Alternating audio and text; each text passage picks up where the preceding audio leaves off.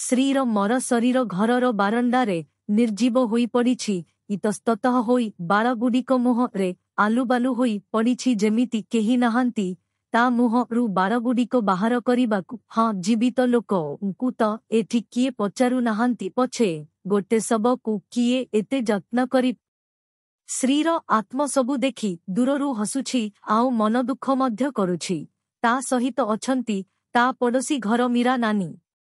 ମୀରା ନାନୀ ଭାରି ଭଲ। ସ୍ତ୍ରୀ ଯେତେବେଳେ ସୁଜିତକୁ ବାହା ହୋଇ ଶାଶୁଘରକୁ ଆସିଥିଲା ସେତେବେଳେ ବହୁତ ସାହାଯ୍ୟ କରିଛନ୍ତି ସେ ତାକୁ ଗୋଟେ ବଡ଼ ଭଉଣୀ ପରି। ମାତ୍ର ତାଙ୍କ ନିଜ ଜୀବନରେ ଏତେ ଝଡ଼ ଥିଲା ଯେ ତାଙ୍କୁ ସେ ଅକାଳରେ ଘରରୂପୀ ଯମଦୁଆରରୁ ଏବେ ପ୍ରେତଲୋକରେ ପହଞ୍ଚି ଯାଇଥିଲେ। ସମସ୍ତେ କୁହନ୍ତି ସେ କୁଆଡ଼େ ରାତିରେ ତାଙ୍କ ଘର ବାଡ଼ିପଟକୁ ଆସୁଥିଲେ। ସନିଆ କୁଆଡ଼େ ତାଙ୍କ ଛାଇକୁ ବାଡ଼ିପଟେ ଦିନ 2 ପ୍ରହରର ଦେଖି କି ଆସି 2 ଦିନ ଭିତରେ ରକ୍ତବାନ୍ତି କରି ମରିଗଲା।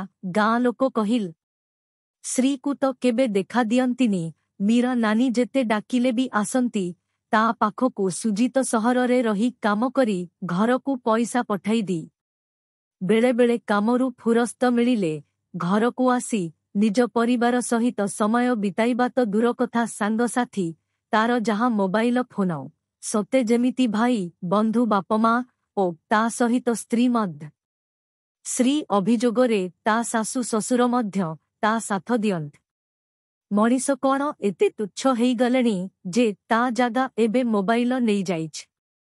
ସୁଜିତ ବିରକ୍ତି ପ୍ରକାଶ କରି କୁହେ ଏତେ ଝିକଝିକ ହେଲେ ମୁଁ ଆଉ ଗାଁକୁ ଆସିବିନି। ସ୍ୱାମୀ ବିନା ଏତେ ଦିନ ରହିବା ପରେ ସ୍ତ୍ରୀ ସ୍ୱାମୀକୁ ପାଇବା ପାଇଁ ଅଧୀର ହେଲାବେଳେ ସୁଜିତ ମୋବାଇଲ ଭିତରେ ପଶିଯିବା ସ୍ତ୍ରୀକୁ ହଜମ ହୁଏନି। ତେଣୁ ସେ କୁହେ ମୁଁ ତୁମ ପାଇଁ କିଛି ନୁହେଁ ନା। ସ୍ତ୍ରୀ ହେଇ ଆସିଲା ଦିନୁ ଆମ ଭିତରେ ପ୍ରେମ ତ ଦୂର କଥା, ସ୍ନେହ ବି ଟିକେ ନାହିଁ। ମୀରା ନାନୀକୁ ସେ ତା ମନ କଥା କୁହା। ମୀରା ନାନୀ ଏ ସ୍ୱାମୀମାନେ କ'ଣ ଏମିତି ସ୍ନେହ ଶ୍ରଦ୍ଧା ବୋଲି ତାଙ୍କର ଖାଲି ରାତିର ଅନ୍ଧାର କୋଠରୀରେ ଆରମ୍ଭ ଆଉ ସେହି କୋଠରୀରେ ଶେଷ। ସେଠି ବି ମୋବାଇଲ କବ୍ଜା କରେ ମୋ ଅଧିକାରକୁ। ସେ ବି ପାଖରେ ଶୁଏ। ତାଙ୍କର ରାତି ଗୋଟିକ ଖିଲି କ୍ଲଙ୍ଗ କ୍ରଙ୍ଗ ଶବ୍ଦରେ ଶାନ୍ତି ନ ଥାଏ। କହିବେ ମେସେଜ ଆସୁଛି ବୁଝିଲ ନାନୀ, ଏ ଜୀବନରେ ଆଉ କିଛି ବି ନାହିଁ। ଭଲ ଲାଗୁନି ଆଉ ବଞ୍ଚିବାକୁ। ଖାଇବାକୁ ମୁଠେ ପେଟକୁ, ପିନ୍ଧିବାକୁ ଖଣ୍ଡେ ଦେହକୁ, ଆଉ ରହିବାକୁ ମୁଣ୍ଡ ଉପରେ ଚାଳ ଛପର ଖଣ୍ଡେ ହେଇଗଲେ କ'ଣ ଜୀବନରେ ଶାନ୍ତି ଆସେ? ସ୍ନେହ ଭଲ ପାଇବା ନଥିଲେ ଏ ସମ୍ପର୍କ ମୃତ୍ୟୁ ସହିତ ସମାନ। ମରିଗଲା ପରେ କିଏ ଦେଖୁଛି ଆମେ କ'ଣ ଖାଉଛୁ, କୋଉଠି ରହୁଛି? ମରିଗଲା ପରେ ପରା ଏ ଦେହ ଅଶୁଦ୍ଧ ଛୁଇଁଲେ ଛୁଆଁ। ରାତି ପରେ ରାତି, ଦିନ ପରେ ଦିନ ବିତିଯାଉଛି। ଏଇ ଦେଖୁନ 2 ବର୍ଷ ବିତିଗଲା। ଏମିତି ନା ପିଲାଟି କୋଳକୁ ଆସିଲା ନ ଜୀବନରେ ସ୍ନେହ ଆଉ ପ୍ରେମର ସୂତ୍ର ବନ୍ଧା ହେଲା ଖାଲି ସୁଜିତଙ୍କର ସ୍ତ୍ରୀ ହିସାବରେ ଗାଁରେ ସମସ୍ତେ ଜାଣନ୍ତି ମତ। ହେଲେ ସେ ସ୍ତ୍ରୀ ପ୍ରକୃତ ସୁଖ ସମ୍ମାନରୁ ବଞ୍ଚିତ। ଏଠି ମତେ ଦେଖୁଛ ଆଉ ଏବେ ତୁମେ ମାଡ଼ ଗାଳି ଖାଇ ପଡ଼ିକି ଅଛ ଘରେ।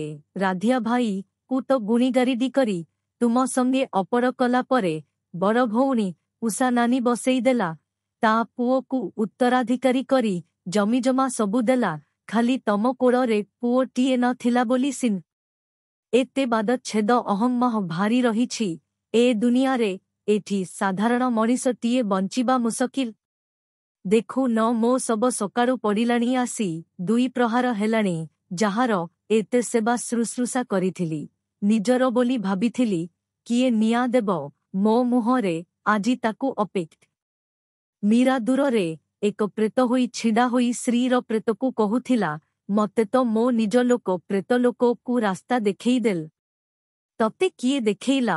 ମତେ ସିନା ବିଷ ଦେଇ ଠେଲିଦେଲା ଆଉ ମୋ ମୁଣ୍ଡଟି ଅଗଣାରେ ପଡ଼ିଥିବା ପଥରରେ ମାଡ଼ ହୋଇ ପ୍ରଚୁର ରକ୍ତସ୍ରାବରେ ମୋର ମୃତ୍ୟୁ ହେଲା। ହେଲେ ତୁ କାହିଁକି ଏ ରାସ୍ତାରେ ଆସିଲୁ? ସ୍ତ୍ରୀର ଉଜ୍ଜ୍ୱଳ ଛେଇଟି ଆଉଜି ପଡ଼ିଲା ତା ଅତି ଆପଣାର ମୀରା ନାନୀ ଉପରେ। କଇଁ କଇଁ ହୋଇ କାନ୍ଦି କହିଲା ଦେଖୁଛ ନାନୀ, ମୋ ଶବକୁ ଆଜି ସେ ଅପେକ୍ଷା କରିଛି। ଟିକେ ସ୍ନେହର ସମ୍ପର୍କକୁ ଖାଲି ନାକୁ ମାତ୍ର ସମ୍ପର୍କରେ ମଣିଷ ବଞ୍ଚିପାରେନି।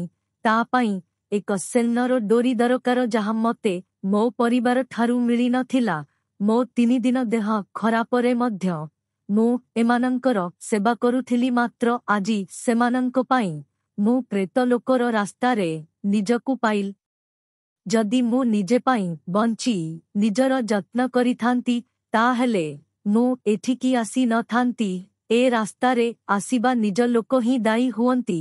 ତା ଛଡ଼ା ମୋ ଜୀବନରେ ମୁଁ କ'ଣ ପାଇଲି? ଘର ସଂସାର କରି ସେହନ ଟିକକ ତ ଦୂର କଥା, ମୁହଁରେ ହସ ଟିକିଏ ପାଇବା ମୁସ୍କିଲ। ଯାହା ପାଇଁ ବଞ୍ଚୁଥିଲି ସେ ଯଦି ତୁମକୁ ହେୟ ଜ୍ଞାନ କରେ ତାହେଲେ ପ୍ରତ୍ୟେକ ମଣିଷ ବୋଧେ ଏଠି ମିଳେ ସେହି ପ୍ରେତଲୋକର ରାସ୍ତାରେ ଏକ ନୂଆ ଦୁନିଆର।